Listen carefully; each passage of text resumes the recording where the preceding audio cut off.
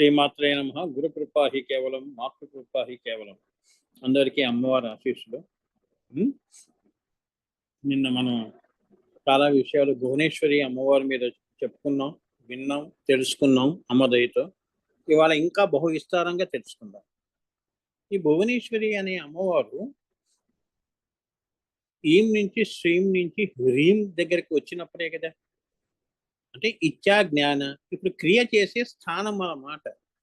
ఏమా ఇచ్చ చేసేసుకున్నారు ఇద్దరు పైన, అంటే శివపార్వతులు. ఇచ్చ జ్ఞానం వచ్చేసింది, ఏం చెయ్యాలి అనేది వాళ్ళు నిర్ణయం చేసుకుని అమ్మవారు క్రియలో ఎక్కడికి వచ్చింది, అక్కడి నుంచి. అంటే ఈ భువనేశ్వరి అనే అమ్మవారు ఇచ్చ నుంచి ఈ భూతాకాశం వరకు, మన వరకు, ఇది భువనము అన్నారు.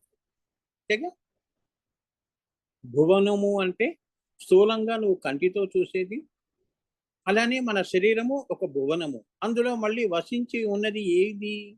ఆ ఆత్మయే. ఆత్మయే కదా భువనేశ్వరి. అవునా? ఈ భువనంలో కూడా ఆవిడే అనువనియాన్ మహతో మహియాన్. ఆమెయే మళ్ళీ నీలో ఇత్యాజ్ఞాన క్రియాశక్తులుగా నీతో ఈ యొక్క ద్వంద్వములో, ద్వైతములో, ఈ ప్రపంచంలో నిన్ను నడుపుతోంది. సద్బుద్ధి, దుర్బుద్ధి, మనస్సు అనేది, అంటే బుద్ధిని బట్టి మన భావాలు పుడుతున్నాయి అన్నమాట. వాడు చేసుకున్న సంస్కారాలు, పూర్వజన్మలో వాడు ఏ వాసనలు తెచ్చుకున్నాడో దాని ప్రకారంగా వాడు ప్రవర్తిస్తూ ఉంటాడు. ఈ రకంగా ఈ సృష్టిని అమ్మవారు మనందరినీ కూడా ప్రక్షాళన చేస్తూ మళ్ళీ తన బిడ్డల్ని తన వైపు తీసుకెళ్ళిపోతోంది అని. వసంతాలు వస్తాయి, వెళ్ళిపోతూ ఉంటాయి. మళ్ళీ కొత్త వసంతాలు ఎలా వస్తున్నాయో అలానే తన బిడ్డల్ని తానే సంస్కరించుకుంటూ, అరే నీకు ఇవాళ ఈ ఆలోచన వస్తుంది పోరా అంటుంది. ఎందుకంటే దాని యొక్క కర్త, కర్మ, క్రియ మనమేమనుకుంటాము, మాయలో నేనే చేస్తున్నాను అనుకుంటావు. ఆ సంకల్పం రాకముందు ఎవరి దగ్గర ఉంది? అమ్మవారి దగ్గర ఉంది. ఆమె ఏం చేస్తుంది? నీకు ఈ సంకల్పం ఇచ్చి ఈ రోజంతా నీతో ఆ పని చేయిస్తుంది. అంతేగా, తర్వాత దాని వచ్చే ఫలితం అది సుఖము కావచ్చు, దుఃఖము కావచ్చు. ఆ రకంగా నువ్వు సంస్కరించబడి తన బిడ్డల్ని తానే సంస్కరించుకుంటుంది అని ఆ ఇత్యాజ్ఞాన క్రియలన్నీ కూడా. అందుకే మనం కూడా చూడండి ఏమంటాం, భలే మంచి పని చేశారండి అంటే, అంతా ఈశ్వరే ఇచ్చండి, ఆ అమ్మవారే చేయించుకుంది నాతో అని అంటాం. అంటే దేవుడి విలువ తెలిసిన వాడు. తెలియని వాడు ఏంటి, వాడి బుద్ధి ఎలా ఉంటుంది? నేను నమ్మనండి, నాస్తి అస్తి నాస్తి. నాస్తికులు ఏమంటారు? ఇదంతా హ్యూమన్ ఇంటెలిజెన్స్ అంటారు. మేము అనుకుని మేము చేసామండి, ఇది మా కష్టం అని అంటారు. ఇది కూడా మళ్ళీ అమ్మవారే. రెండు కూడా ఆ తల్లి ఏమంటున్నాడు, ఆ నాస్తి నుంచి చివరికి అస్థిలోకి తీసుకొస్తుంది. ఉన్నది ఒకటే అని చూపిస్తుంది, అనుభూతి చేయిస్తుంది. అంతేగా, ఎప్పుడో ఒక చోట నువ్వు ద్వైతము లేకుండా, రెండోది లేకుండా ఉన్నప్పుడు ఇప్పుడు చెప్పు ఎవరున్నారు అంటే, అహం బ్రహ్మాస్మి, నేను ఇదంతా నేనే ఉన్నాను అనే అనుభూతి నీకు రావాలి కదా. అటువైపు అక్కడి నుంచి మళ్ళీ ఓం నుంచి హ్రీం, హ్రీం నుంచి శ్రీం, శ్రీం నుంచి ఈం, లయాన్ని ఇస్తుంది ఈ తల్లి అని చెప్తున్నారు. ఇప్పుడు నేను చెప్పింది ఇది ఉపోద్ఘాతము. ఇప్పుడు మనం సబ్జెక్ట్లో వద్దాం. 1 minute నన్ను మంచిగా దా వస్తా, 8 దాకా చెప్తాను, జాగ్రత్తగా వినండి. అమ్మ చెయ్యి, అమ్మ పాదాలు, అమ్మ ఎలా నడుస్తుందో అమ్మ వెనకే నడవండి, ముందు పరిగెత్తుంది. మాయకి మనం లొంగకూడదు. మంచి చెడు, శుభము అశుభము, దేవుడు నాస్తి అస్తి, ఇవన్నీ కూడా కాలము అకాలము, ఇవన్నీ కూడా మంచి కాలము చెడు కాలము, ఇవన్నీ కూడా కాలం నీ వరకు, అది నీ ఊహల్లో, నీ మనసులో నీకు ఆ కాలం అలా నీకు గోచారం అవుతుంది అమ్మా. కానీ కాలము తన పని తాను చేసుకుంటూ వెళ్ళిపోతుంది. నీకు చెడ్డ కాలం అయితే పక్కవాడికి మంచి కాలం కదా. నీ చెడ్డ కాలంలోనే వాడికి అన్నీ కలిసి వచ్చాయి. మరి వాడేమనాలి? నా మంచి టైం అండి అంటాడు వాడు. నువ్వేమంటున్నావు? నా కష్టకాలం అండి అంట. సో కాలంని మనం దూషించకూడదు, గురువుని కూడా దూషించకూడదు. మంచి గురువు, చెడు గురువులు అనేవాళ్ళు ఎప్పుడూ ఉండరు. ఏనన్నా, అది మనం తెలుసుకోవాలి. ఆ మంచితనం, మంచి అనేది నీలోనూ చూడాలి, బయట చూడాలి. నీ అంతరాత్మని చూడాలి. అలానే ఆ ఖండాత్మని అంటే ఆత్మ సాక్షాత్కారం చేసుకోవాలి. అందులోనే నువ్వు అఖండాత్మగా, అహం బ్రహ్మాస్మిగా అందరి మీద ఆ కరుణా వాలభ్యము ఏదైతే అమ్మవారు దగ్గర ఉంటుందో, ఆ దృష్టి నీకు శివ దృష్టి అంటారు. ఎప్పుడు మనం మనసుతో దృష్టి పెట్టుకొని చూస్తాం కాబట్టి జీవ దృష్టి అంటారు. ఇది ఇదే నీకు కష్టాల్ని తీసుకొస్తూ ఉంటుంది. ఆత్మ ఎప్పుడూ కష్టం తీసుకురాదు. ఆత్మ అది ఎప్పుడూ కూడా ఎలా ఉంటుంది? తటస్థంగా ఉంటుంది. ఆ కథ కూడా ఒకటి ఉంది కదా! చెట్టు పైన ఒక పైన పక్షి, క్రింద పక్షి అని. కింద పక్షి జీవ పక్షి, పైనది ప్రాణపక్షి. ఈ ఆత్మ ఈ శరీరంలోకి వచ్చినప్పుడు మనం అది తన ఉనికిని మర్చిపోయి ఏదో పండు తిన్నప్పుడు, ఆహా! ఎంత బాగుంది, చాలా ఆనందంగా ఉంది అని అంటుంటే పైన పక్షి నీ ఆత్మ అది సాక్షిగా ఉండి సాక్షి చైతన్యము, కూటస్థ చైతన్యము. నేను నీతో అనుభవిస్తున్నానులే, బావుందిలే జీవాత్మ. అవును. కష్టం, సుఖం భలే ఉంది, భలే ఉంది అని అది ఆనందిస్తూ ఉంటుంది. జీవం పోయి ఆజ్ఞా చక్రం దగ్గర ఏమవుతుంది? దైవం అవుతుంది. ఆత్మ అవుతుంది. అప్పుడు మనసు లేదు కదా! అందుకే ఆజ్ఞా చక్రము మనస్తత్వ స్థానము. అంటే మనసు అనేది అక్కడ దాని అంతము. చెలియలి కట్ట. ఇక పైకి నువ్వు జీవాన్ని తీసుకెళ్ళలేవు. చెలియలి కట్ట అంటే సముద్రం ఎంత పెద్దగా ఉన్నా, దాని ఘోష ఎంత కెరటాలు ఉన్నా కూడా దానికంటూ ఒక హద్దు ఉంటుంది. అదే చెలియలి కట్ట. ఆ హద్దు దాటదు. అలానే నీ జీవ దృష్టి ఆ! ఈ జీవ దృష్టితో దైవ దృష్టిని నువ్వు చూడలేవు. ఎప్పుడైతే ఈ మనస్సు అమనస్కమవుతుందో, కరిగిపోతుందో ఏమ్మా! కరిగిపోతే ఏమొస్తుంది? నీ ఆత్మ బయటకొస్తుంది. అమ్మా! ఆత్మకి ఇంక జీవ దృష్టి ఏముంటుంది? అది చెప్తున్నాడు. సో, ఈ అన్నిటికి తానే సృష్టించింది కనుక అన్నిటిని తుడిచిపెట్టే ఈశిత్వము, వశిత్వము 2 తన యందే ఉన్నాయి. ఈ భువనేశ్వరి అమ్మవారిలో మరి ఇవన్నీ అంతే గదా! నిన్ను గూడా ఆమె ఈశిత్వంలో పెట్టుకుంది. వశిత్వంలో పెట్టుకుంది. ఈశిత్వంలో పెట్టుకుంది. ఆమె నిన్ను నడుపుతోంది అని చెప్తున్నారు. ఈ భువనాలే కాదు, భువనాల్లో ఉన్న 84,00,000 జీవరాశులు. పిపిలికాది బ్రహ్మప్రియంతము గూడా ఈ భువనేశ్వరి అమ్మవారు ఈశిత్వము, వశిత్వము పెట్టుకొని తన దగ్గరే తన యందే ఉన్నాయి. సృష్టించినవన్నీ తన వశములో ఉంచుకోగల మాయ కూడా ఆమెయే. తాను ఏదైతే సృష్టించిందో అన్నిటినీ కూడా హ్మ్, మాయలో ఉంచగలిగే శక్తి కూడా అమ్మవారి దగ్గర ఉంది. అర్థమైందా? అందుకే మనం కూడా చూడండి ఎంత పరితపిస్తూ ఉంటాము. అమ్మవారు మా మీద కనికరించట్లేదు, మేము అనుకున్న పనులు జరగట్లేదని అంటావే, అది అమ్మ దయ మీద ఉంటుంది. ఆ తల్లికి తెలుసు నీ నుదిటి మీద ఏమి రాసిందో.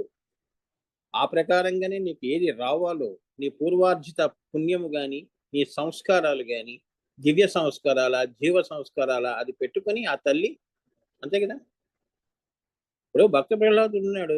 వాడు దైవ సంస్కారాలే పెట్టుకున్నాడు పుట్టినప్పటి నుంచి. అందుకే దేవుడు వెంటనే పలికాడు. మనకెందుకు పలకట్లేదు అంటే, నీకు కష్టం వచ్చినప్పుడు దేవుడిని గుర్తు చేసుకున్నావు. మిగతాదంతా ఈ జీవ లక్షణాల్లోనే నీ జీవితం వెళ్ళిపోయింది. కష్టం వచ్చినప్పుడు దేవుడిని తలుచుకున్నావే, మరి నువ్వు చెప్పంగానే అమ్మవారు అన్నీ చేసేస్తుందా? ఎందుకు చేస్తుంది?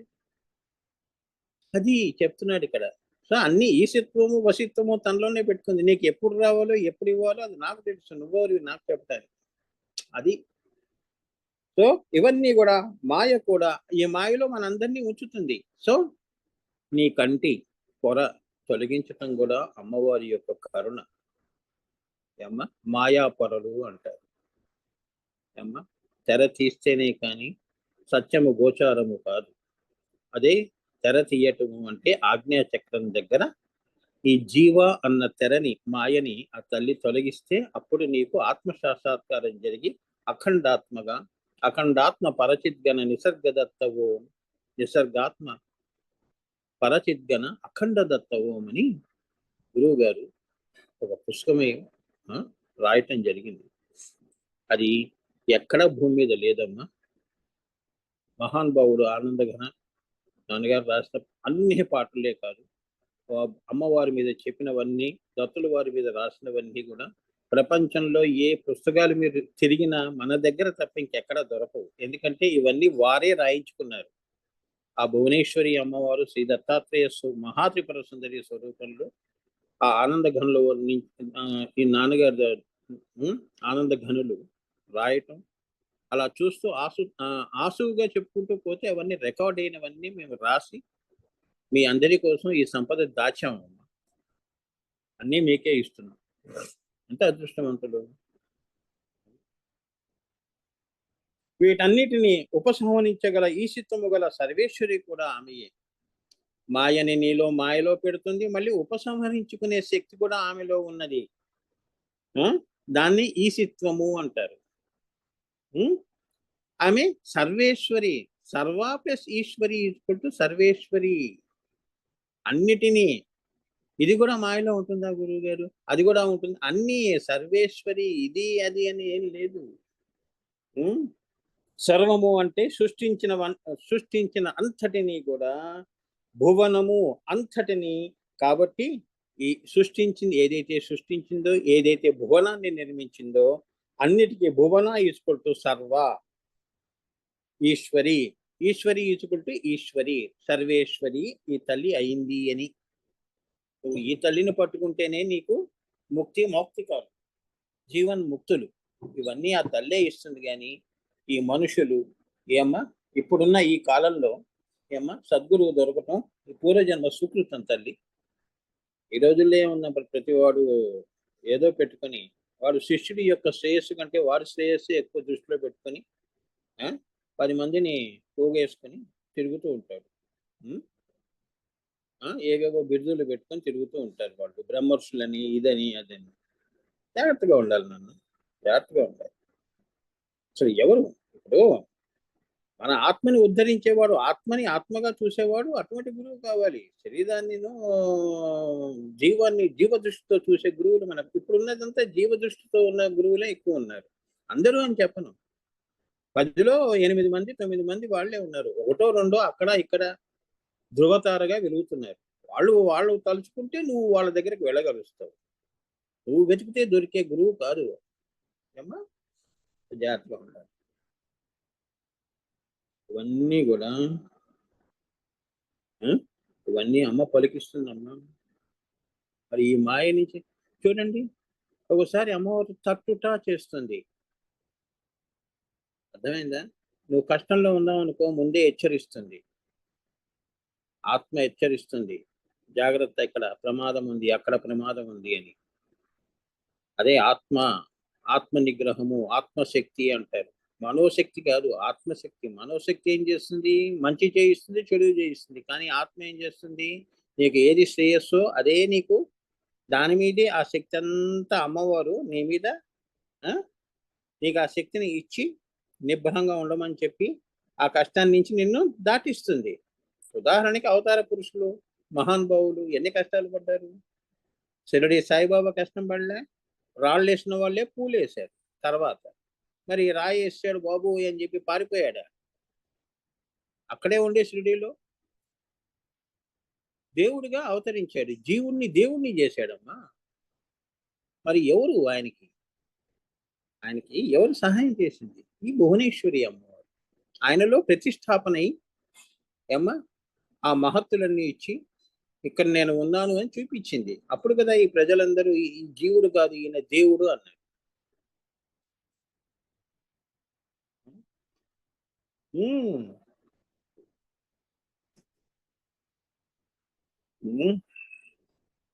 అంటే ఈమెయే సర్వేశ్వరి. సర్వాన్ని ఈశిత్వము వశిత్వంలో పెట్టుకుందమ్మా. సర్వ అంటే సర్వ అతీత ఈశ్వరి. సర్వ ఈశ్వరి రెండు అయిన డైలెక్టిక్ పాసిబిలిటీ భువనేశ్వరి అని చెప్పవలే. ఈ భువనేశ్వరి అమ్మవారు ఏమిటి? డైలెక్టిక్ పాసిబిలిటీ అంటే జీవాన్ని తనలోనూ పెట్టుకుంది, దైవత్వాన్ని తనలోనూ పెట్టుకుంది. రెండు పెట్టుకోవటం అంటే అది డైలెక్టిక్. అంటే రెండు అంటే ఇహము పరము కూడా తన చేతిలో పెట్టుకుని ఉన్నది అని. దేవుడు చూడలేదు, నేను తప్పు చేసినా పర్వాలేదు అనుకునే వాళ్ళకు కూడా ఇది ఒక హెచ్చరిక అన్నమాట. ఇహము పరము రెండు కూడా డైలెక్టిక్ పాసిబిలిటీ. రెండిట్లోనూ ఆమె భువనేశ్వరి అని. అంటే స్థూల సూక్ష్మతర సూక్ష్మతమము వరకు కూడా ఆమె ఈశత్వ వశిత్వాల్లో ఉన్నది ఈ భువనాలన్నీ అని, 14 భువనాలన్నీ ఆమె చేతిలో ఉన్నాయి అని దాని పిండితార్థం. అర్థమైందా? That is the beauty. అందాన్ని ఏమ్మా స్థూలంగా చూసేది కాదమ్మా అందము. ఆ భువనేశ్వరి అమ్మవారి యొక్క చర్యలు, క్రియలు, ఏమ్మా ఆ మహత్తులు, అవి అందం. ఈ అందమైన భువనాలు 14 భువనాలు కూడా ఆమె ఈశత్వ వశిత్వంలో ఉంటాయి అని చెప్తున్నారు. ఈ విద్య దీన్ని ఏమంటారు? ఇది తెలుసుకోవటమే భువనేశ్వరి విద్య అని దీని పిండితార్థం.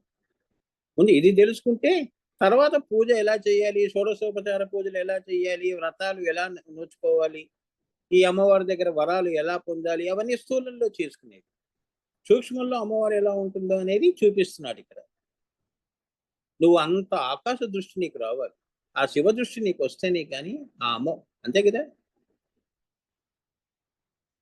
ఇప్పుడు మన పక్క వాళ్ళతో మాట్లాడేటప్పుడు వాడు మనిషిగా మనలాంటి మనిషే కదా అని మాట్లాడేస్తున్నావు. కానీ దేవుడితో మాట్లాడేటప్పుడు వాడు మనిషి కాదుగా. నువ్వు దైవత్వాన్ని తెచ్చుకుంటే ఆ దేవుడిని నువ్వు చూడగలుస్తావు, అంతేగా. ఆజ్ఞాచక్రం దగ్గరికి వెళ్తే నువ్వు నీ జ్యోతిని నువ్వు చూసినప్పుడు ఓహో మేమిద్దరము ఒకటే అన్నది నీకు వస్తుంది. అహం బ్రహ్మాస్మి.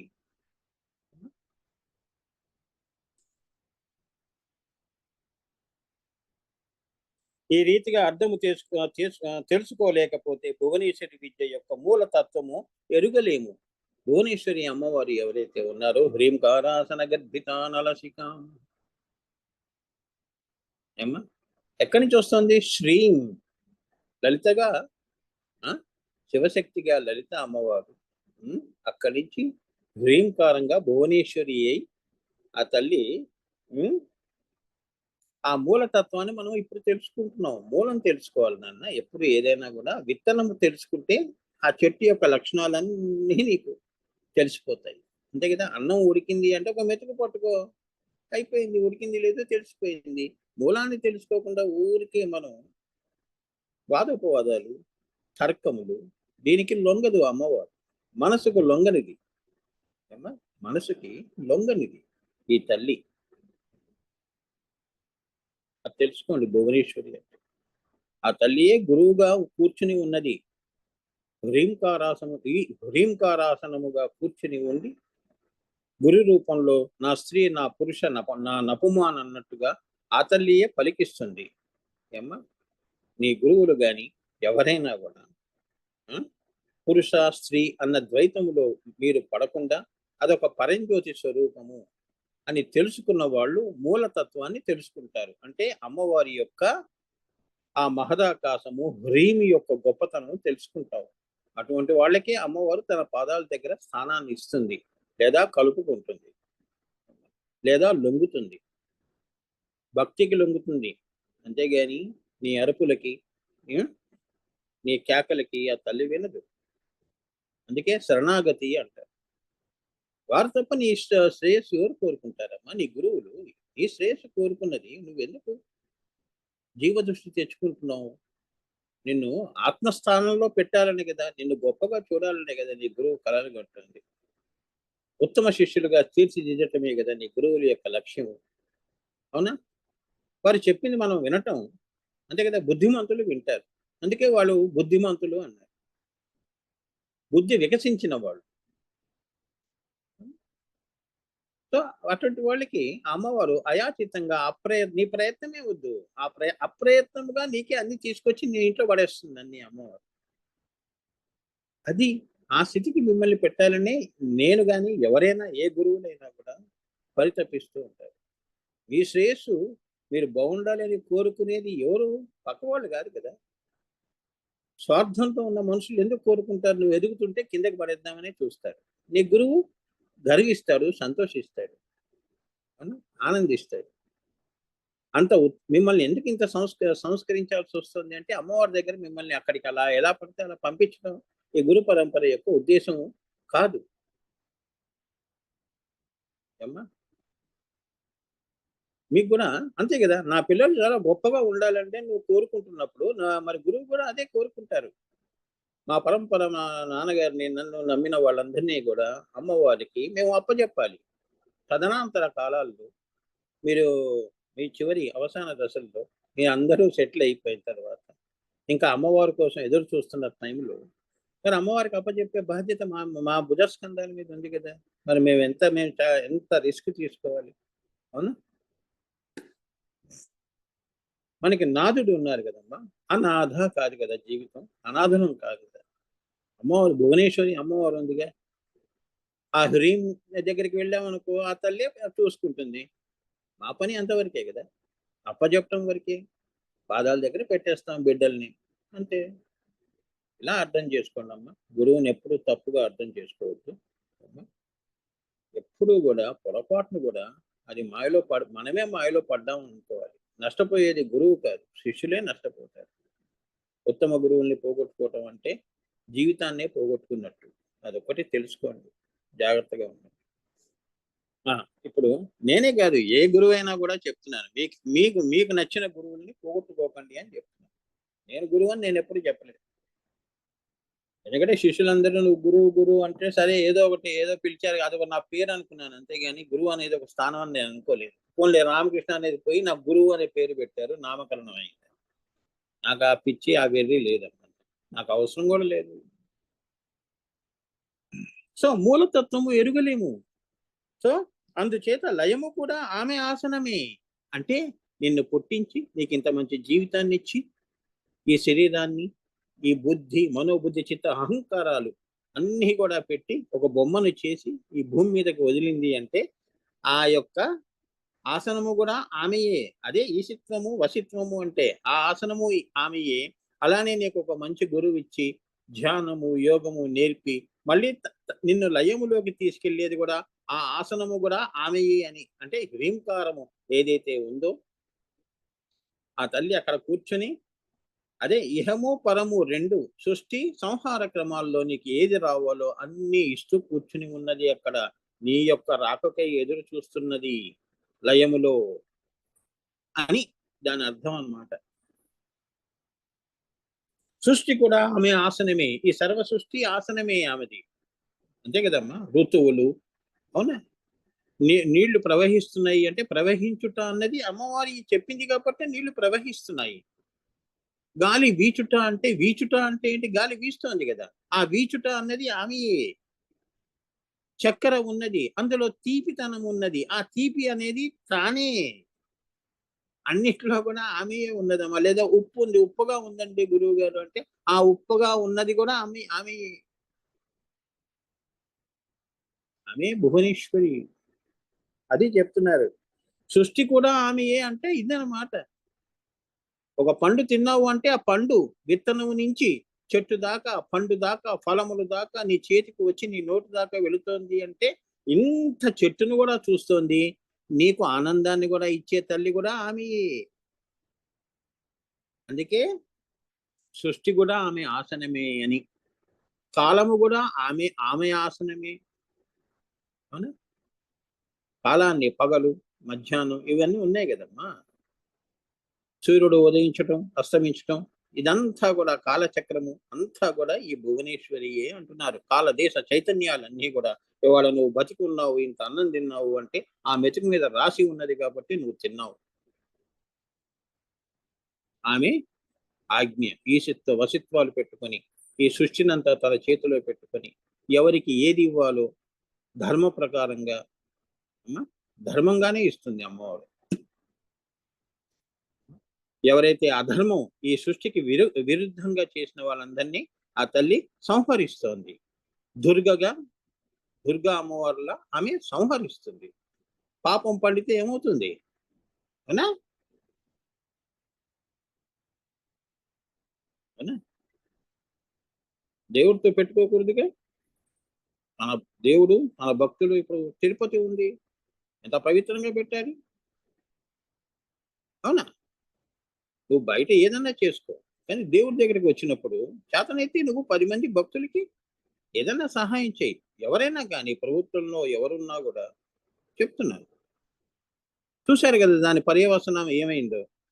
అది దేవుడు మౌనంగా జవాబు చెప్తాడు, నీలా అరుపులు కేకలు చేయడు. అమ్మవారు కూడా అంతే మౌనంగా. శ్రీకృష్ణుడు కూడా ఏం చేశాడు, మౌనంగా ఎదురు చూశాడు. మరి పాండవులు కూడా ఎన్ని అవస్థలు పడ్డారు. టైం వచ్చినప్పుడు వంశమే నాశనం అయిపోయింది, కురువంశం, శ్రీకృష్ణుడు వల్ల. చూసారా, శ్రీకృష్ణుడు అమ్మవారు భువనేశ్వరి, ఆయన హ్రీం మాయాబీజం కదమ్మా శ్రీకృష్ణుడు. ఈ అమ్మవారు ఆయనకి చెల్లెలు అవుతుంది. అలా సంబంధం ఉంది. ఆ మాయ ఏం చేసింది, కౌరవులందరినీ కూడా సంహరించింది. అందుకే ఏమన్నాడు ఆయన, ధర్మ సంస్థాపనార్థాయ సంభవామి యుగే యుగే అన్నాడు. ఊరికే అనలేదు ఆయన, పిచ్చి మాటలు కావు ఇవి. అయినా కూడా మనుషులు సత్యాన్ని తెలుసుకోలేరు. అహం. కాలం ఎలా వెళ్ళిపోతుంది, స్పీడ్గా వెళ్ళిపోతుంది. దేవుడికి నమస్కారం పెట్టే టైం కూడా లేదు. ఒకప్పుడు పూర్వం ఎలా ఉండేది, ఎంత సమయం మన చేతిలో ఉండేది, ఎంత భక్తిగా ఉండేవాళ్ళం. అవునా, 30 సంవత్సరాల క్రితం చూడండి, ఇప్పుడు చూడండి. ఇప్పుడు ఈ పరుగులు దేనికో, ఈ పరుగులు దేనికోసమో ఏమ్మా, క్షణం తీరిక లేదు, దమిడి ఆదాయం లేదు. ఏంటో అందరూ బిజీ, ఏంటో బిజీ అర్థం కాదు. ఎవరిని ఎవరు ఉద్ధరించుకుంటున్నారో తెలియదు, వాళ్ళు ఎలా ఉద్ధరించబడుతున్నారో తెలియదు. అందరూ ఏమవుతున్నారు, వెస్టర్నైజ్ కల్చర్కి బానిసలు అయిపోతున్నారు. అదే పతనము. ఈ సనాతన ధర్మములు ఏం చెప్పాయి, వాళ్ళు వెస్టర్న్ పీపుల్ అంతా కూడా మనది అనుకరిస్తూ మనకే బోధ చేస్తున్నారు విద్యలు. ఇక్కడ శ్రీ విద్య ఉందమ్మా, శ్రీ విద్య నుంచి ఈ విద్యలన్నీ పుట్టాయి. ఇప్పుడు మేము చెప్తున్నదంతా కూడా ఇప్పుడు మీరు చదివిన చదువులకి అతీతమైనది, పరా విద్య మేము చెప్తున్నాం. ఏ మతము కాదు కదా, ఏ కులము, ఏదైనా కూడా అన్ని ఇందులో నుంచి వచ్చినవి. అందరూ ఇది పెట్టుకుని వాళ్ళు ఏంటంటే వారి వారి మార్గాల్లో వారి వారి మతాలు వాళ్ళు సృష్టించుకున్నారు. పిండి ఒకటే, రొట్టెలు అనేకము. ఏ రొట్టెైనా ఈ పిండి నుంచే రావాలి, ఉన్నది ఒకటే. అదే పరావిద్య. పరాత్పర కళాహం శ్రీచక్ర సంచారిణి ఆ తల్లి శ్రీ విద్యమ్మ. ఆజ్ఞాచక్రం దాటిన తర్వాత కులము మతము ఎక్కడున్నాయమ్మా? ఎందుకంటే కొందరు స్వార్థపరులు ఏం చేస్తారంటే, ఈ యొక్క భక్తులు గాని, ఈ ఈ మనుషులు గాని వీళ్ళని ఎదగనివ్వరు. ఎదిగితే వారి మతానికి ఎక్కడ ముప్పు వస్తుందో అని చెప్పేసేసి, నువ్వు ఇలా ఉండకూడదు, ఇలా చేయకూడదు, ఆ రిస్ట్రిక్షన్స్ పెట్టి నిన్ను ఎదగనీయకుండా, ఆ శివ దృష్టి సమదృష్టి ఆజ్ఞాచక్రం దగ్గరికి వెళ్లకుండా, అమ్మో వీడికి మాయ తొలగిపోయిందంటే మన మతం అంతా ఆ ఉనికి కోల్పోతాం అని చెప్పేసేసి 4 గోడల మధ్యలో మిమ్మల్ని ఉంచుతారు వాళ్ళు. సాంప్రదాయాలు ఒప్పుకోవండి. ఏంటి సాంప్రదాయాలు, బొత్తుల సాంప్రదాయాలు ఏం సాంప్రదాయాలు అన్నా? శరీరానికి ఏం సాంప్రదాయాలు? సాంప్రదాయాలు దేనికి, డిసిప్లిన్ దేనికి? పైకి వెళ్ళటానికే కదా. చిన్నప్పటి నుంచి డిసిప్లిన్ అవును పెట్టు, అది ఎక్కడికి వెళ్ళాలి? జీవాత్మని పరమాత్మ చేసే మార్గంలో వెళ్ళాలి. మాయలోని జీవాత్మని మాయలోనే ఉంచితే ఎలా, అది మతం ఎలా అవుతుంది? కాదుగా. అందుకే శ్రీ విద్యలో ఉన్నవాళ్ళు, శ్రీ విద్యోపాసకులు, వారికి మతం ఉండదు, కులం ఉండదు, ఆచార వ్యవహారాలు పట్టించుకోరు వాళ్ళు. అలా అని చెప్పేసి ఎలా పడితే అలా పూజలు చేస్తారని కాదమ్మా. యోగులు ధ్యానులు పై వాటికి ఎక్కువ విలువ ఇస్తారు అని. హిమాలయాస్ లో యోగులు నువ్వు చేసే ఈ షోడశోపచార పూజలు చేసుకుంటూ గంటలు కొట్టుకుంటూ నైవేద్యాలు పెట్టుకుంటూ ఉంటారా? వాళ్ళు కళ్ళు మూసారంటే బ్రహ్మచింతనలో ఉంటారు. అవధూతకి ఏమున్నాయమ్మా చెప్పు? అవధూతలు ఉన్నారు కదా బ్రహ్మచింతనలో, నీకంటే ఇంకా ఉత్తమమైన స్థితిలో ఉన్నారు వాళ్ళు. మరి నువ్వు ఇంత దేవుడిని నమ్ముకున్నావు, వాళ్ళు దేవుడే అయ్యి కూర్చున్నారు ఆజ్ఞాచక్రం పైన. అవధవు నువ్వేమిటి సబదవు, జీవాత్మను పెట్టుకొని నువ్వు ద్వైతాన్ని పెట్టుకొని నువ్వు ఉన్నావు. వాళ్ళు అద్వైత స్థితికి ఎదిగారు. అలా ఈ సృష్టి అంతా కూడా అలా ఈ శ్రీ విద్య. అందుకే ఇది అందరికీ కూడా అందరూ అందరూ పాటించేది, నడిచే మార్గమే శ్రీ విద్య. ఇదే పాత్ ఆఫ్ లైట్ అంటారు, దివ్య మార్గము అంటారు. ఇక్కడ ఏ మతాలకి కులాలకి దేనికి కూడా తావు లేదు. అమ్మ దగ్గరికి వెళ్ళేటప్పుడు మనందరము కూడా ఏమ్మా ఒకటే మట్టి నుంచి వచ్చాం. సో నువ్వు వేరు నేను వేరు ఏంటమ్మా? పంచభూతాల నుంచే కదా అండపిండ బ్రహ్మాండాలుగా మనందరము పుట్టాం. నీలోనూ రక్తం ఉంది, నాలోనూ రక్తమే ఉంది కదా. నా రక్తం ఏమన్నా నీలం రంగులో ఉందా, నీ రక్తం ఏమన్నా ఇంకో రంగులో ఉందా? అలా లేదు కదమ్మా. ఈ సత్యము తెలుసుకున్న వాళ్ళే, అదే సత్యాన్వేషణ అంటే. ఓం సచ్చిత్ తర్వాత నీకు ఆజ్ఞాచక్రంలో నీకు వచ్చేది ఆనందము. ఈ రహస్యాన్ని దాస్తారు. అది అందుకే ఈ గోలంతా మతాల గోల. అందుకే భువనేశ్వరి అంటే అమ్మవారు అన్నీ తానే కూర్చుని ఉన్నది. నేను చెట్టుకు పూజ చేసుకుంటే నీకేంటిది బాధ? పుట్టకి పూజ చేసుకుంటే నీకెందుకు బాధ? ఇక్కడ నేను భువనేశ్వరి అమ్మవారు ఇందులో అణువులో నేను చూస్తున్నాను.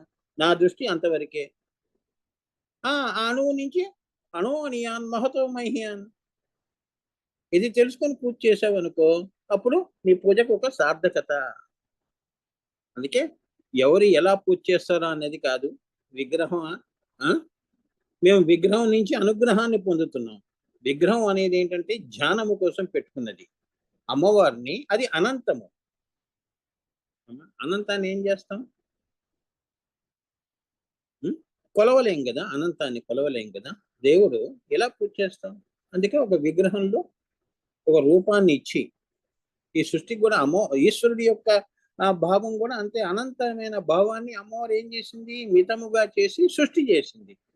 అదే దృష్టిలో పెట్టుకుని మనం కూడా విగ్రహాలు పెట్టుకుని అమ్మ నువ్వు ఇంత సృష్టి చేసావు తల్లిగా, ముగ్గురమ్మలకు మూలకొట్టమ్మగా ఆ విశ్వయోని నుంచి ఈ శ్రీచక్రము వచ్చినది. ఆ శ్రీచక్రం పెట్టుకుని మేము పూజ చేస్తున్నాం. అది విగ్రహారాధన ఎలా అవుతుంది? భావాన్ని మనం తెలుసుకోవాలి నాన్న. అక్కడ రాయిని పట్టుకుని రాయిని పూజ చేస్తున్నాడంటే స్థూలాన్ని స్థూలంగా అర్థం చేసుకుంటే మూలతత్వం అర్థం కాదు. అందుకే ఎప్పుడు లోపలికి వెళ్ళాలి. ఇప్పుడు నీ మనసు నేను తెలుసుకోవాలంటే నీ మనసులో నేను ఏకమైతే కదా నువ్వేంటో నాకు తెలిసేది. మాటలతో నిన్ను ఎలా అర్థం నువ్వు నన్ను ఎలా అర్థం చేసుకుంటావు చెప్పు? 4 మాటలు మాట్లాడాం కానీ ఏమ్మా పైపైన మాటలకే పెడార్థాలు మన మనసే చూపిస్తూ ఉంటుంది. పెడార్థాలు ఎందుకు? నీ గురువు దగ్గర నువ్వు ఇవేనా నేర్చుకుంది? దివ్య సంస్కారాలు ఇచ్చాను. జీవ సంస్కారాలు పట్టుకొని ఎందుకు వేలాడుతున్నావు? అందుకే నీకు ఎదుగు ఉండదు, బొదుగు ఉండదు. నీ గురువు వెళ్ళిపోతుంటాడు. ఇంకేముంది? ఇంకా ఇచ్చిన అవకాశం పోగొట్టుకున్నావు జీవితంలో. అవునా? ఇంకెక్కడ వస్తాడు గురువు? ఇంకో జన్మ ఎదురు చూడాలి మళ్ళీ. ఆ గురువు రాడు కదమ్మా. అందుకే గురువు నీ శ్రేయస్సు కోరుకునేవాడు. మన తల్లిదండ్రుల్ని ద్వేషించడం లాంటిది గురువుని ద్వేషిస్తే. చెడ్డ తల్లి అనేది ఉండదుగా. అలానే చెడ్డ గురువు అనేవాడు ఉండడు భూమి మీద. అమ్మా అది కూడా తెలుసుకోవాలి మీరు. అవునా? దేవుడు చెడ్డవాడా? నీకు కష్టం పెట్టంగానే చెడ్డవాడైపోయాడా? మరి నీ గురువు కూడా చెడ్డవాడే అవుతాడు. దేవుడే చెడ్డవాడే అయినప్పుడు నీ గురువు కూడా చెడ్డవాడే అవుతాడు. గురువు గారు ఉన్నా కూడా మాకేం మంచి చేశాడు, మాకేం ఈ మధ్యకాలంలో 2-3 నన్ను అడిగారు. నేను నీ కర్మానుసారంగా నీకు రావాల్సింది వచ్చే టైంలో వస్తుందయ్యా అన్నాడు. కర్మని నేను తొలగించలేను. నేను తొలగించినా మళ్ళీ ఇది నువ్వు ఇంకో జన్మకి దారి తీస్తోంది. ఎందుకు ఈ జన్మలోనే అనుభవించే అని ఎన్నిసార్లు నేను చెప్పాను. వినరు. మిస్అండర్స్టాండింగ్ చేసుకుంటారు. నన్ను పోగొట్టుకున్నారు. నేనేం చేస్తాను? సారీ. నీకు ఎప్పుడు రావాలో అనేది నేను అమ్మవారిని అడుగుతాను. అది వేరే విషయం. నువ్వు నాకు అంత దగ్గరగా ఉన్నప్పుడు, నువ్వు ఆ స్థితిలో నువ్వు ఉన్నప్పుడు, నన్ను అర్థం చేసుకున్నప్పుడు నేను భగవంతుడితో కూడా మాట్లాడతాను. ఆ జవాబు కూడా తీసుకొస్తాను. చెప్పాను నేను. ఎన్నో ప్రిడిక్షన్స్ చేశాను. 10లో 9 దాకా నేను అనుకున్నవి జరిగాయి. నేను చెప్పింది అమ్మవారు ఏదైతే అమ్మ పలుకు జగదంబ పలుకు. ఒకటి ఎందుకు అంటే వాళ్ళకి అవిశ్వాసం. వాళ్ళకి నా మీద విశ్వాసం లేదు. అందుకే జరగలేదు. నేనేం చేస్తాను దానికి? నమ్మకం ఎలా ఉండాలి? ప్రాణం పైన నేను ఇస్తానమ్మా ప్రాణం. మీరేంటి ఇచ్చేది? అమ్మవారు ఇప్పుడు నన్ను పిలవమని వెళ్ళిపోతాను. నాకేంటి? ఈ క్షణంలో అన్ని వదిలేసి వెళ్ళిపోతాను. నాకు భార్య లేదు, నాకెవరూ లేరు. నాకు అటువంటి బంధాలు ఏం లేవు. ఎందుకు బంధం పెట్టుకున్నాను అంటే ఇక్కడ కొన్ని ఈ జీవములు బంధముతోనే కొన్ని పనులుంటాయి, బాధ్యతలుంటాయి. అంతవరకే. బాధ్యత అయిపోయింది, బంధం తెగిపోతుంది. నాకెందుకమ్మా? పిల్లలు ఎదిగిపోయారు, సెటిల్మెంట్స్ అయిపోయినాయి. ఇంకెందుకమ్మా? నీ కోడళ్ళు చూసుకుంటారు. మనకెందుకు అవన్నీ? వాళ్ళ విషయాలు మనకు అనవసరం. ఆ అమ్మాయి చేతిలో అప్పచెప్పేశాను. అంతే కదా. ఆమె చూసుకుంటుంది నా కొడుకుని. అలానే నా కోడల్ని ఆ అబ్బాయి చూసుకుంటాడు. నాకెందుకు? అంతేనమ్మా. అంతవరకే బంధము. హ్రీంకారాసన గర్భితానలసికాం సౌం క్లీం కళాం బిభ్రతీం సౌవర్ణాంబరధారిణీం వరసుధా దౌతాం త్రినోత్రోజ్వలాం వందే పుస్తక పాశమంకుశధరాహం. వందే పుస్తక పాశము అంటే ఈ జీవులందరినీ కూడా ఈ బంధములో ఆమె బంధించి ఉన్నది. ఈ వసిత్వాల్లో పెట్టి ఉన్నది. అమ్మా ఆ పాశం తొలగించు తల్లి, నీ దగ్గరికి నేను వచ్చేస్తాను.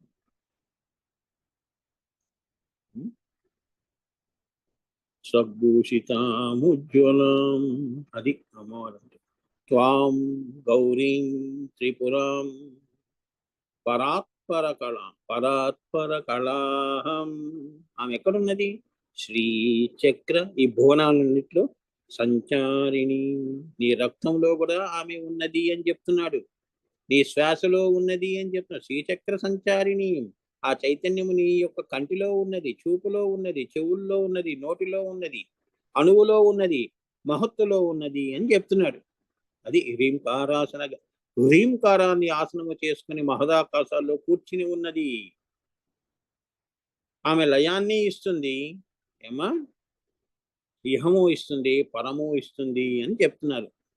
హ్రీం అనే బీజము మధ్యలో ఉన్నది. ఆమె అక్కడ కూర్చుని ఉన్నది. ఆ తల్లినే మనం మెప్పించలేకపోతే పైదాకా మనకి లయాలు ఎలా వస్తాయమ్మా? ఇక్కడ కింద గురువుల్ని మనం గురు కృపాహి, అందుకే గురు కృపాహి కేవలం, మాతృ కృపాహి కేవలం. గురువే నిన్ను అక్కడికి చేర్చగల శక్తిమంతుడు. నీ అంతటి నువ్వు గురువు లేని విద్యలు గుడ్డి విద్యలు. నువ్వు ఎన్ని పూజలు చేసుకున్నా, వ్రతాలు చేసుకున్నా, గురువు యొక్క అనుగ్రహం లేకుండా ఏమ్మా మనము ఏమీ సాధించలేమమ్మా ఈ సృష్టిలో. అంతే కదా. పిల్లల్ని స్కూల్కి పంపిస్తున్నాం కదా, ఆ డిగ్రీ నువ్వు కూడా చదివావు కదా, అదే డిగ్రీ నువ్వు చెప్పు నీ పిల్లలకి. స్కూల్కి పంపించకుండా అలా ఎలా అవుతుందండి, స్కూల్కి వెళ్ళాలి. గురువు లేకుండా ఎక్కడుందమ్మా మన జీవితం? తల్లి గురువు. మాతృదేవోభవ, పితృదేవోభవ, ఆచార్య దేవోభవ, తర్వాత అమ్మవారు. ఈ ముగ్గురిని నువ్వు సరిగ్గా చూసుకోవట్లేదు ఈ ప్రపంచం, ఈ కలియుగంలో. ఎవరు తల్లిదండ్రులను పట్టించుకుంటున్నారు? ఏమో అనాథాశ్రమాల్లో వాళ్ళు ఎంత కష్టపడి నిన్ను ఈ స్థితికి అందరూ కాదులేమ్మా, అందరి పిల్లలు ఈ మధ్యకాలంలో ఎక్కువ తల్లిదండ్రులకు ఎక్కడ విలువ ఉంది? పూర్వం శ్రవణ కుమారుల్లా ఏమో కావడి గుండెల్లో పెట్టుకొని తీర్థయాత్రలకి వెళుతూ పాపం భుజాల మీద తల్లిదండ్రులు మోసిన వాడు శ్రవణ కుమారుడు. అటువంటి కుమారులు ఎక్కడున్నారు ఈ రోజుల్లో, ఈ కలియుగాల్లో? తండ్రి ఎప్పుడు పోతాడా, తల్లి ఎప్పుడు పోతుందో, ఆస్తులు ఎప్పుడు వస్తాయని ఎదురు చూసేవాళ్ళే. అంతే కదమ్మా. తల్లి పోయినా కూడా ఏముంది, ఆమె ఒంటి మీద ఉన్న బంగారం కూతుళ్ళు అందరూ పంచుకుంటూ ఉంటారు. ఇది నాది, ఇది నీది అనుకుంటారు. ఏముందమ్మా, చెప్తున్నాను జీవితం ఎలా ఉంటుందో అనేది చెప్తున్నాను. వీళ్ళ కోసమా ఈ అశాశ్వత తన దృశ్యం తన్నస్యం, ఈ బంధాల కోసమా నేను ఇంత పాటుపడింది? అంతే కదమ్మా. అందుకే మనం కీడించి మేలించాలి. అందుకే దేన్ని బంధంగా పెట్టుకోకూడదు. నీ కర్తవ్యము, బాధ్యత.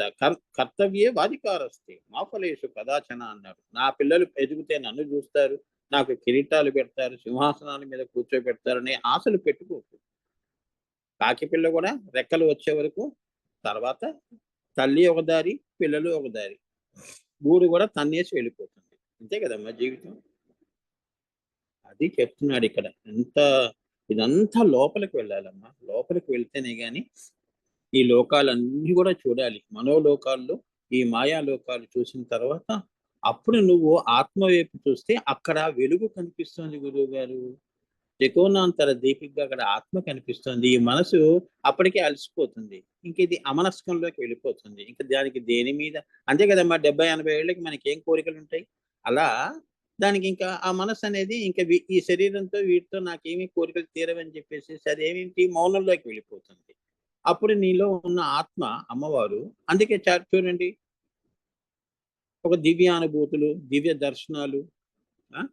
నీ ఆత్మ ఎంతసేపు కూడా భగవంతుడి మీదే లయం అవుతూ ఉంటుంది, ధ్యానం చేస్తూ ఉంటావు. వయసులో ఉన్నప్పుడు పిల్లల మీద, సంసారం మీద, తర్వాత తదనంతర కాలాల్లో చివరి అవసాన దశల్లో దేవుడే గుర్తుకొస్తాడు. ఇది